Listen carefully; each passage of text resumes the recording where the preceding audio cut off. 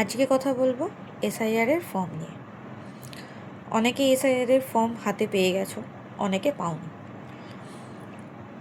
অনেক বয়স্ক মানুষ আছে যারা এই ফর্ম ফিল আপ করতে পারছে না, বা তাদের কোনো অসুবিধা হচ্ছে, বুঝতে অসুবিধা হচ্ছে।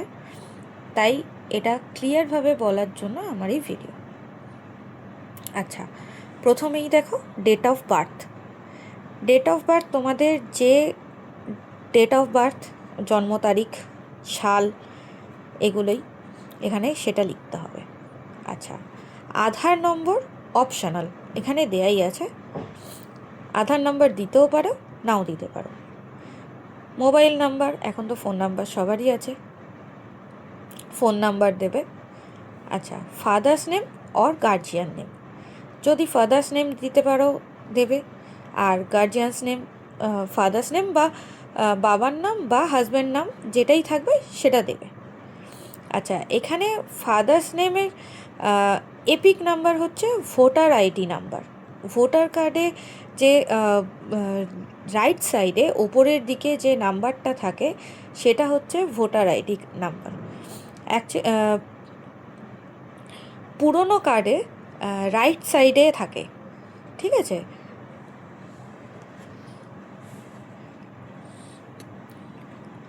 এই যে দেখো, পুরনো কার্ডে রাইট সাইডে এই নাম্বারটা যেটা থাকে সেই নাম্বারটা দেবে।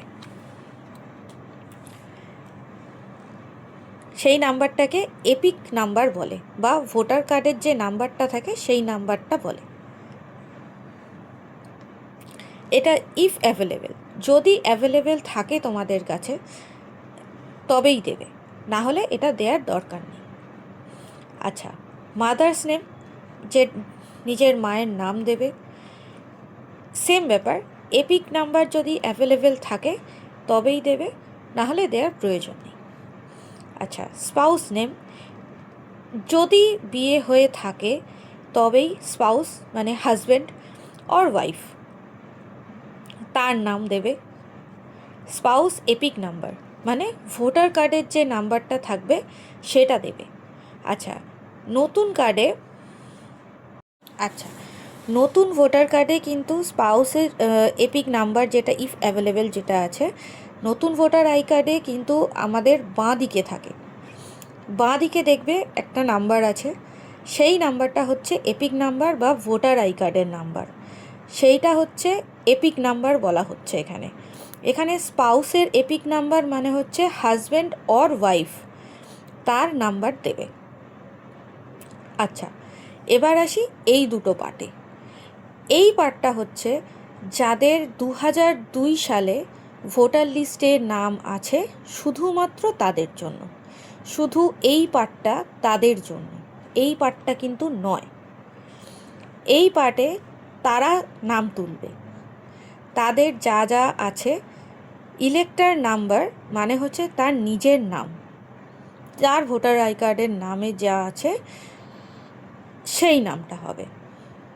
এপিক নাম্বার, ভোটার আই কার্ডের যে নাম্বারটা আছে, পুরনো কার্ড মানে 2002 সালে যার নাম্বার, ভোটার লিস্টে যার নাম উঠেছে, রাইট সাইডে যে নাম্বারটা আছে ভোটার কার্ডে, সেই নাম্বারটা হচ্ছে এপিক নাম্বার, সেই নাম্বারটা এখানে দিতে হবে।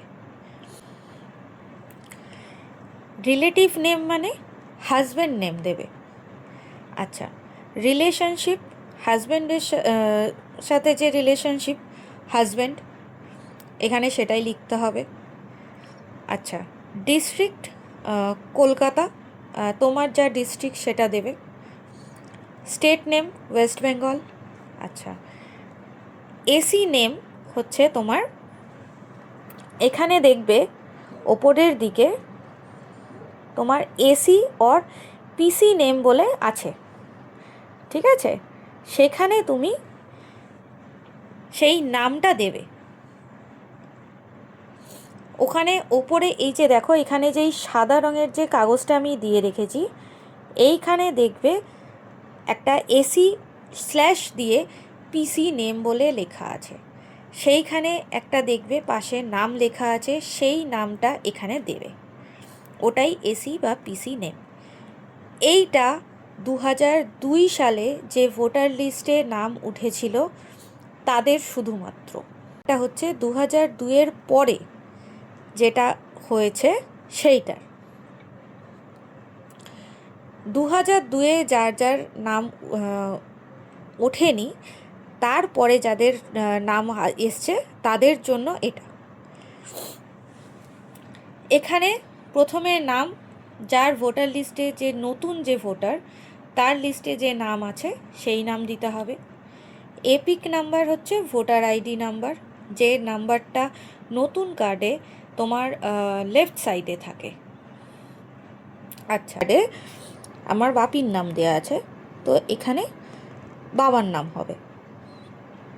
রিলেশনশিপ, বাপির নাম ফাদার হবে। ডিস্ট্রিক্ট কলকাতা, আমার ডিস্ট্রিক্ট কলকাতা, তোমার যা ডিস্ট্রিক্ট সেটা লিখবে। স্টেট ওয়েস্ট বেঙ্গল। আর এসি নেম, ওই আগেই বললাম, এসি স্ল্যাশ দিয়ে পিসি নেম যেটা আছে পাশে সেটাই লিখবে। আচ্ছা, এখানে সিগনেচার করবে, থাম্বনেল লাগাতে পারো। এখানে লেখা আছে সিগনেচার, লেফট থাম্ব ইমপ্রেশন, যেটা ইচ্ছা সেটা সিগনেচারও করতে পারো, থাম্বনেলও লাগাতে পারো। আর ডেট দিতে হবে। আমি বলবো ডেটটা বিএলও যারা আসবে বিএলওর ফর্ম কালেক্ট করতে তাদের সামনে দেওয়াটাই বেস্ট হবে। আর পুরোটা যে ফর্ম ফিল আপটা করবে সেটা দুটোই পেন্সিলে ফিল আপ করবে, পেনে ফিল আপ করবে না ফার্স্টে। যদি কোনো বুঝতে অসুবিধা হয় তাহলে কমেন্ট করতে পারো। Thank you.